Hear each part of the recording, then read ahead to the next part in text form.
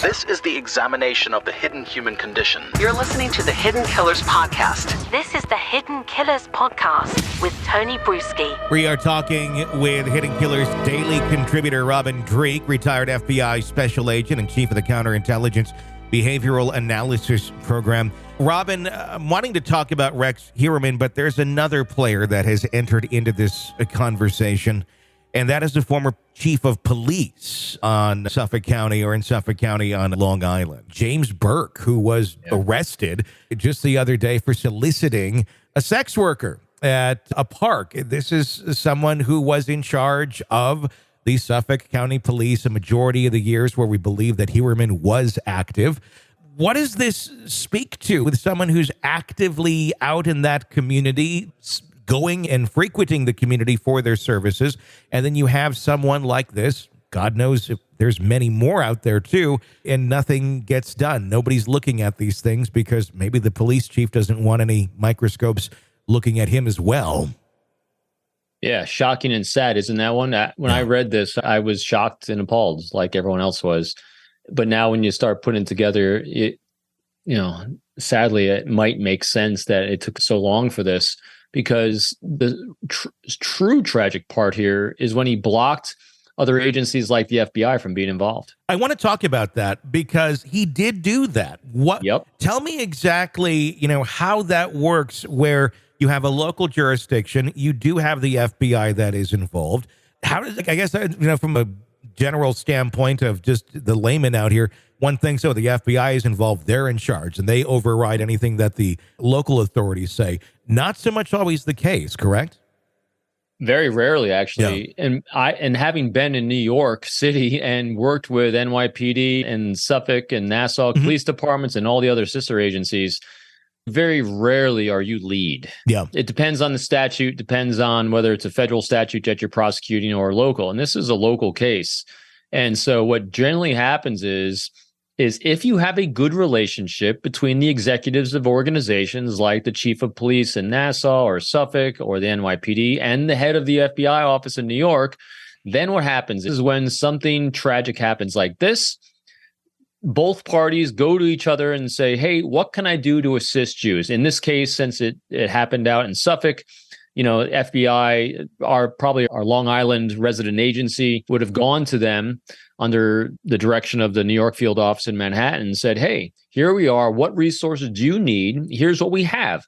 We have profilers, we have expertise, we have people that have interviewers, we have forensics, we have the lab, we have all these resources that we can offer you, which helps move that investigation forward in a very productive way. Yeah. And they were turned away. Is that a red flag when the FBI is turned away from a local jurisdiction when they don't have those sort of resources? I mean, it's understandable if they're like, we got some of this, we can do this or that. I mean, quite often it's probably not anywhere near what the FBI can offer. But in a case like this where they're like, no, we're good, does that not set off any red flags? Or even if it does set off red flags individually for yourself or another agent, is there anything that can be done when, like, this seems really strange that this jurisdiction is not wanting our help when we really could make a difference? So now I'm going to lift the entire veil for everyone. Okay. The total 100% matrix behind the code reality of this is when that happens, and I have seen this a lot in my career, first reaction of the case agent like me on the ground is, wow, there must be a problem between our executives. They're just asses. Okay. I mean, there's no other way to put it. That there's a personality conflict, and you first blame the personalities involved, that their egos are too big. There must be a personality clash. So I've never had a case in my career where I said they must be hiding something. You just figure that people are jerks. Okay. Because that is 99% of the time what happens, and it happens more frequently than not. Now, now you have two camps inside of every single organization. I don't care whether it's law enforcement or whether it's, public.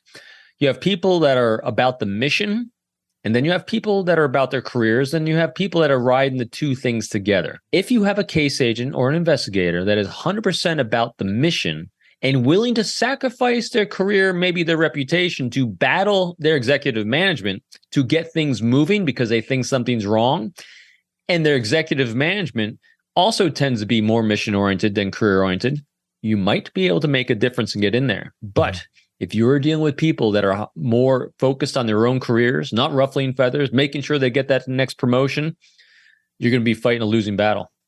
And so having that awareness as an investigator and an executive at all these levels, that's what these people get paid the big bucks for. I'm not kidding. This is how cases are made. They're about managing not just the case, but they're managing the people involved with the case in order to move it forward, because it takes a lot of resources from a lot of different organizations, a lot of different people to bring all this evidence together to make a prosecution and first to find the perpetrator. In order to do that, people just aren't lining up to do the right thing because it's the right thing to do. Egos and vanity get involved in these things, unfortunately. And this is one of those cases where it totally undermined the investigation, I think. This is the Hidden Killers Podcast. Want more? Start binging on all of our true crime podcasts right now through Apple Podcasts and get an ad-free experience when you sign up to be a True Crime Today Premium Plus member exclusively on Apple Podcasts. More of the Hidden Killers Podcast dropping soon. Press subscribe now.